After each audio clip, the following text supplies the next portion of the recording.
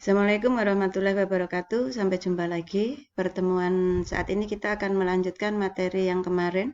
Kemarin kita sudah membahas struktur dan fungsi sistem pencernaan manusia, tapi bagian zat-zat makanan. Nah, kali ini kita akan membahas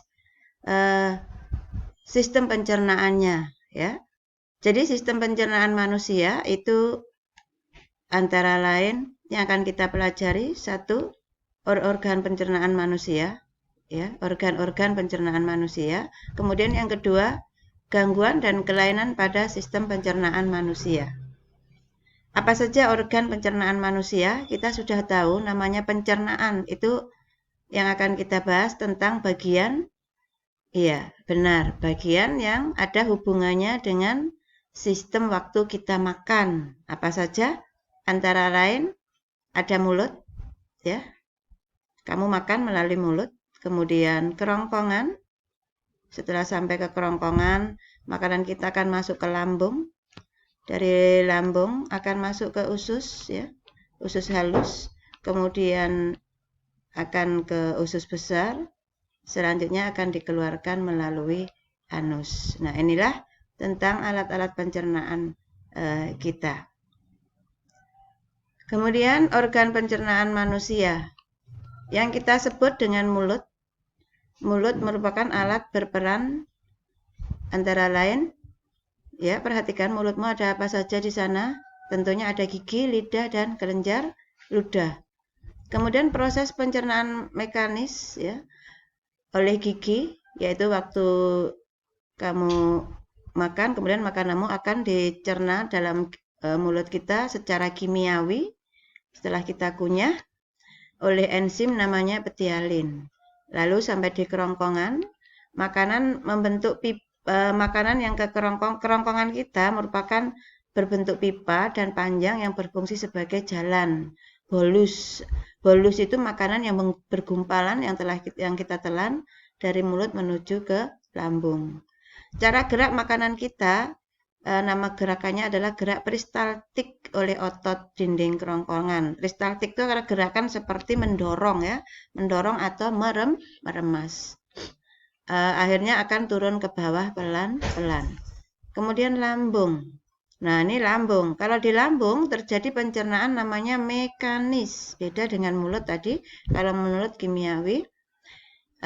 Kenapa dikatakan pencernaan mekanis? Karena di sini ada kontraksi otot lambung juga. Kemudian kedua juga melakukan pencernaan kimiawi seperti di mulut.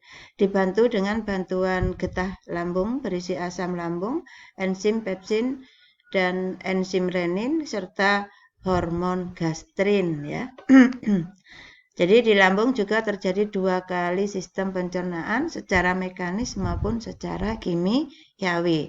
Jadi lambung kita itu senantiasa bergerak. Gerakannya juga gerakan meremas, ya, seperti meremas kayak gitu. Untuk itu kenapa kita kalau mengunyah harus halus, nggak boleh masih kasar kita telan, karena dinding-dinding lambung kita itu kalau masih kasar kita telan takutnya kalau terluka. Nanti kalau terluka kamu akan mengalami kelainan sistem pencernaan yang akan kita bahas di akhir pertemuan ini. Kemudian usus halus. Nah, apa tugas dari usus halus? Kita akan lihat dulu alat yang berperan dalam usus halus itu usus 12 jari, usus kosong, dan usus penyerapan. Nah, menyerap, ya, usus halus ini fungsinya sebagai penyerap. Proses di usus 12 jari, pencernaan dibantu dengan cairan yang dihasilkan oleh kelenjar pankreas dan hati. Proses di usus kosong, pencernaan kimiawi oleh enzim, ya, yang dihasilkan oleh kelenjar yang terdapat di dinding usus. Proses penyerapan zat-zat makanan. Jadi fungsi utama usus halus itu sebenarnya menyerap zat-zat makanan dari yang sudah dicerna oleh lambung. Kemudian usus besar. Usus besar ini fungsinya pembusukan sisa makanan menjadi fases atau, iya, kotoran yang harus dikeluarkan.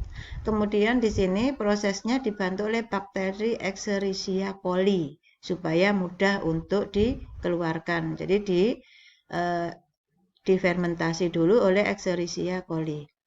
Kemudian ada penyerapan air. Nah, ini tadi organ pencernaan manusia. Selanjutnya, kita akan membahas gangguan dan kelainan pada sistem pencernaan manusia.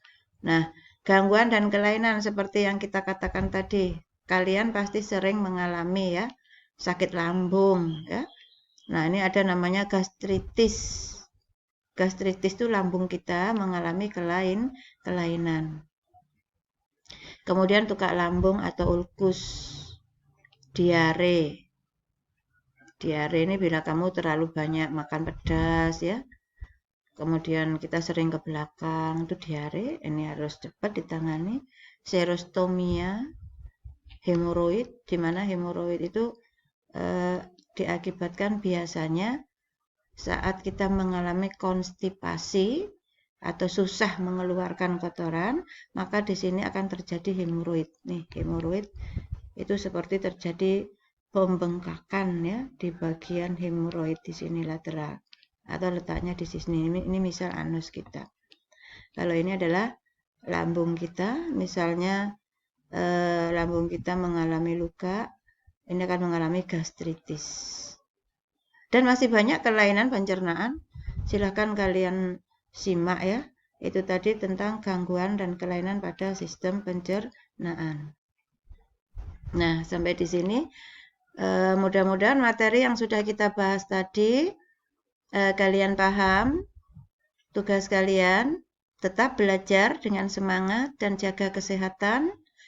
Jangan lupa senantiasa berdoa ya, minta kepada Allah, mudah-mudahan kita selalu mendapat lindungannya.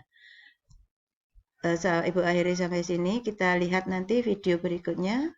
Assalamualaikum warahmatullahi wabarakatuh.